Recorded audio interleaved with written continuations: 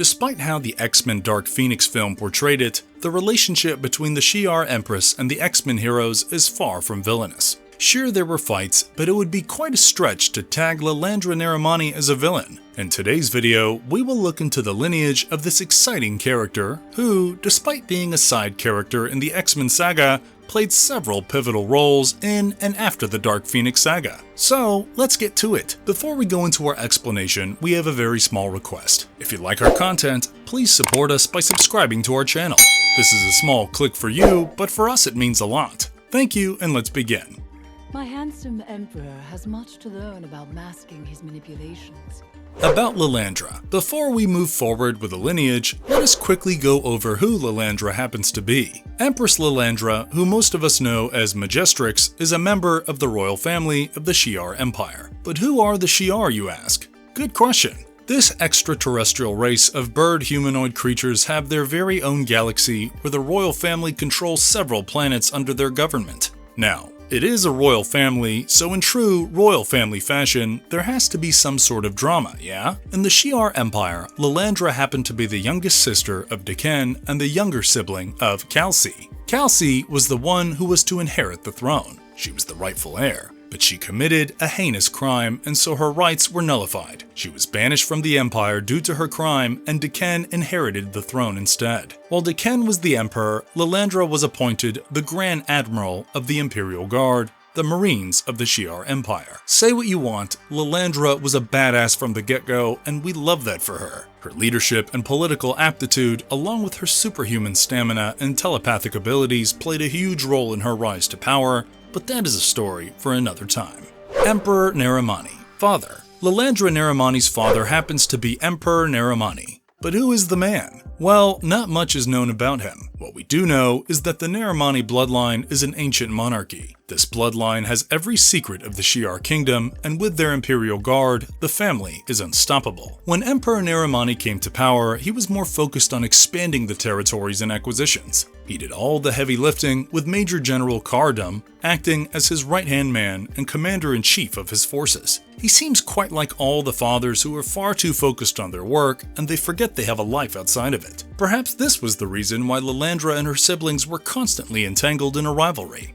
Major General Cardom. Uncle. Major General Cardom has been a part of Lilandra's life since her younger days. Owing to his close relationship with her father, Lilandra grew up knowing Cardom as a responsible and reliable man. If there was an ally she could reach out to amongst the entire Shi'ar group, it would be Cardom. That is why when Lilandra and the X-Men had to go up against her estranged siblings and Vulcan, the third and evil Summer's brother, to save Xavier, Cardom was more than happy to assist Lilandra. But as Deathbird was the one in power, he did not like Cardom helping out Lilandra. So when Cardom failed a coup against Lilandra, he retired, which is really just a polite way to say that he was imprisoned. The man was left forgotten in an asteroid prison far, far away from the Empire. He was forced to live out his life in exile until Lilandra managed to track him down there. She rescued him, and he assisted her in battling Emperor Deathbird again. Eventually, Vulcan gained the upper hand and killed Deathbird. With Deathbird gone, Vulcan took the throne, and this did not sit well with the Majestrix. She led a fight against Vulcan, with Cardom playing a pivotal role in this war. But all of this changed when Vulcan defeated the Shi'ar at war, winning the support of all Shi'ar people. This led to Cardom swearing his allegiance to the throne again, leaving Lilandra to her own devices. The last time we saw him, he was working with Clark, the praetor of the Imperial Guard. I mean, he moved up in life, and that's always good.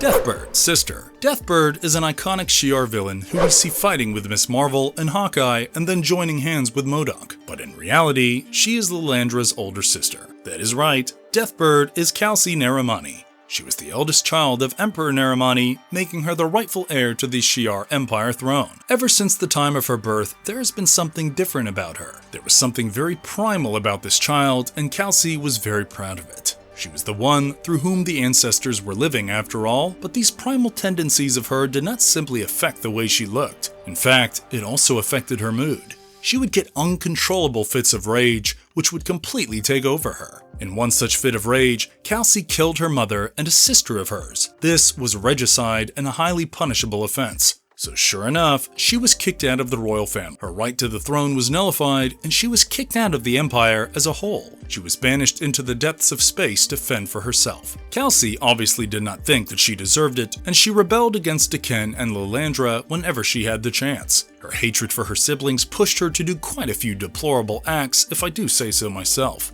Emperor Daken. Brother. Emperor Daken, the infamous Majester, is the brother of Lilandra. Once Kelsey was banished, he took on the throne and controlled the vast Shi'ar Empire. He ruled the empire with an iron fist. While his iron fist rule ensured that the realm of the Shi'ar galaxy extended and joined up with several brilliant and diverse civilizations, he was not liked by many. He had an insatiable lust for power, and it was pretty obvious that he was missing his strategic brilliance. He wanted to kidnap the Summers family because he wanted to keep them as his most prized possession. He was the one who attacked Christopher Summers' private plane while they were returning from a family vacation. The plane crashed, and Catherine, Christopher's wife, sent her 2 sons, Scott and Alex, out of the plane with the only working parachute. Alex and Scott assumed that their parents died in the plane crash, when in reality, Daken had both of them teleported to the Shi'ar Empire. Here he tormented Christopher and Catherine, leading to the latter's tragic death. But wait, there's more. Turns out, when Daken kidnapped Catherine, she was with a child. This torment that he put on Catherine forced the child to mature well beyond the normal gestational period, leading to several developmental issues. Now, this is the child who is Vulcan. Daken's legacy was of tyranny. This tyrannical rule was brought to an end by Vulcan himself, who killed Daken with his own hands. The control and power that Daken chased after all his life eventually led to his downfall. If only he had been smarter.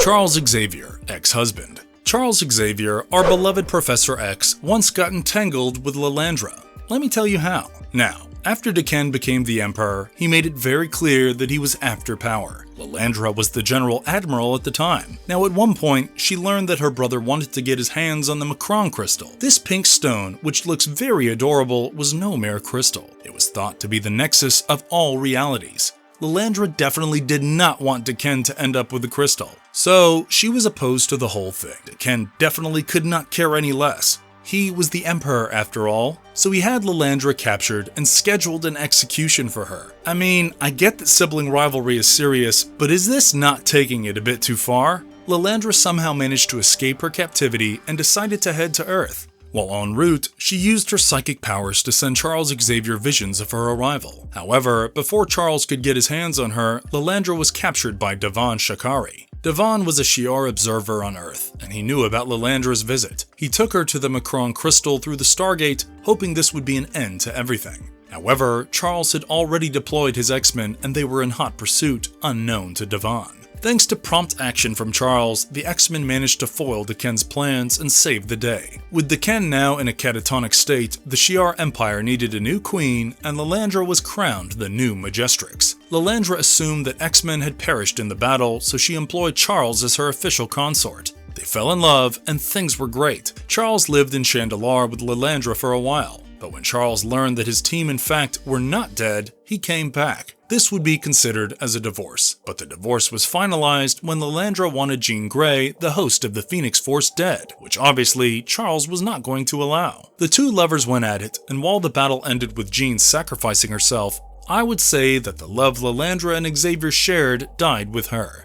Xandra Neramani, daughter. In Mr. and Mrs. X, we learned that after Charles and Lilandra were both dead, their genetic material was taken and mixed together to create a child. Cerise, the Grand Jahar of the Shi'ar Empire, decided that she would be the one taking care of this Lilandra Xavier baby. However, the Shi'ar Imperial Guard took the egg from her and kept it with them to prevent it ending up in the wrong hands. Gambit and Rogue, the recently married couple, were tasked to get the egg. Now, going against the Imperial Guard was not easy, and sure enough, at one point, Rogue drifted through the space with just the egg in her hand. She was found by Deadpool, who saved her but wanted the egg in exchange.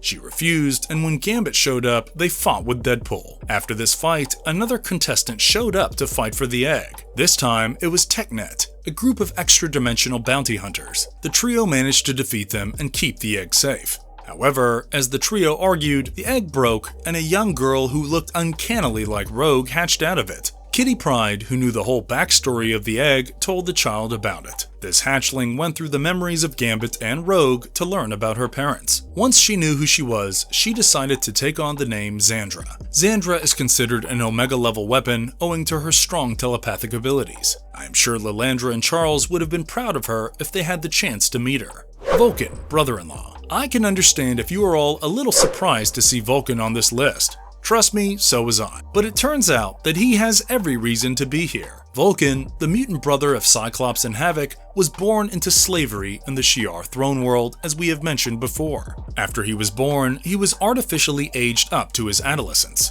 Obviously, that messed him up quite a bit. Somehow he managed to escape the Shi'ar people and came to Earth. Once on Earth, he became the pupil of Moira McTaggart after his powers manifested and eventually became a pupil of Professor X.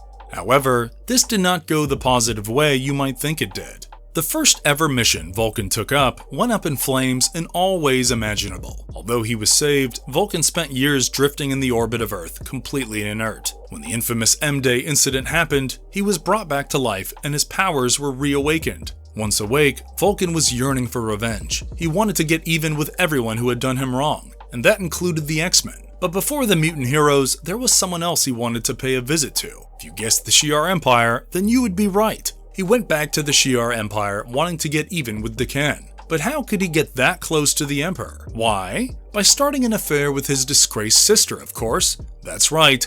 Vulcan got together with Deathbird, and with their torrential love affair and his powers, Vulcan managed to figure out a loophole in the Shi'ar legal system and usurp the throne. Once on the throne, he decided to start a war with the Kree, which was as devastating as you can imagine. Vulcan truly was something. Despite the sibling rivalry, I'm sure Lilandra knew that Kelsey was dating a red flag.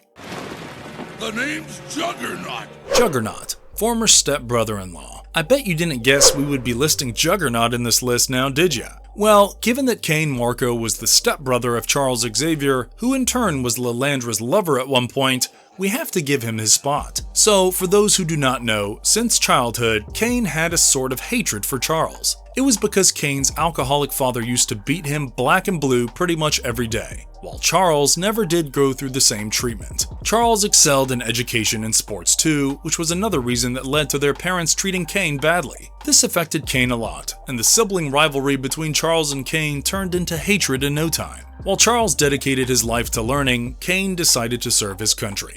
While in the army, Cain somehow stumbled across the temple of Cyttorak, the Lord of the Oblivion. This immensely powerful being was worshipped both as a god and a demon by humans in primitive days. He was mostly the god of destruction, if we were to put it in simpler words. As the god of destruction, he was more than happy to take a sort of disciple who would cause chaos and destroy things on his behalf. When Cain found the temple, he obtained the Crimson Gem, a jewel powered by the Destroyer himself. With that, he became Cyttorak's avatar, the one we know as Juggernaut. Can you imagine a Christmas dinner in Charles and Lilandra's house with Juggernaut and Deathbird together? It certainly would not have been a merry little Christmas for the couple.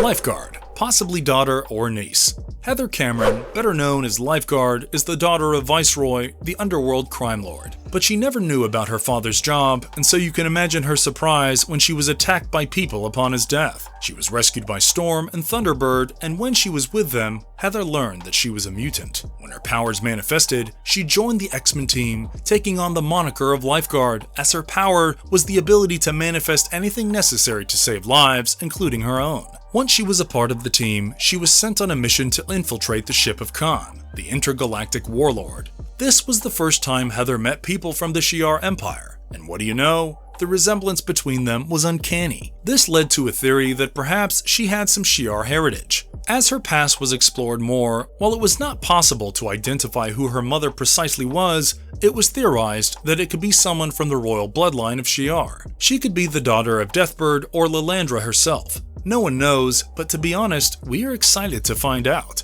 Adam X, nephew. Lord Decan had quite a few kids, but none of them were naturally conceived. All of his kids were the product of his DNA being mixed with Catherine Summers' DNA. Yes, Cyclops' mom. Decan did all this to introduce a new species into the Shi'ar family to see the genetic potential of the bloodline. While Decan did all of that, not everyone was supportive of his actions. Jonath, the commander of the Emperor's personal guard himself, was not very hunky-dory about this. So when Jonath saw the chance, he abducted Adam from the lab. Jonath took the young boy to a faraway farming planet known as the Shi'ar, where Adam grew up as Jonath's son. Thanks to Catherine's genes, Adam's powers eventually came through. When his mutant powers manifested, the villagers of this planet were not pleased and shunned him. Jonath realized that he had to tell Adam the truth about him. Jonath said that Adam could go to Earth and learn more about himself, but before he could, a new problem arose. Somehow, the villagers managed to capture the wounded Imperial Praetor guards. While Jonath and Adam helped the guards and released them, now the guards knew about Adam's existence. They planned on using Adam to gain the throne of the Shi'ar Empire from Empress Lilandra, because by now, Deken had been removed from the throne. The members of the Crystal Claw, this fanatic cult group of Emperor Deken, showed up to take Adam with them, and Jonath and his comrades sacrificed their lives to give Adam the chance to escape. Once out of the planet, Adam became a wanderer and a fierce warrior, and he eventually came to be the Adam X who we know and love. Lifecry, niece.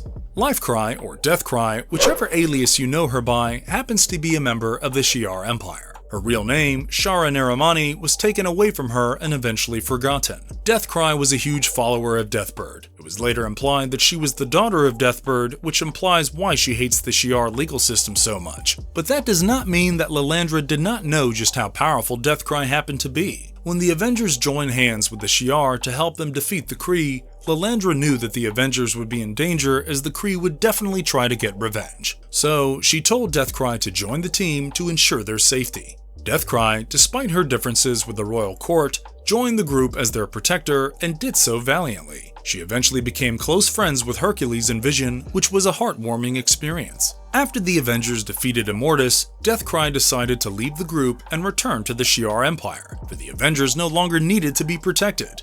White Noise, niece. The Shi'ar Imperial Guard had quite a few baddies on their team, if I do say so myself. One of such baddies was White Noise. She joined the Imperial Guard in the short-lived reign of Deathbird. With her ability to project blasts of sound and noise-canceling sonics, she was truly a powerhouse at her job. Later we find out that she is actually the daughter of Deathbird, making her Lilandra's niece.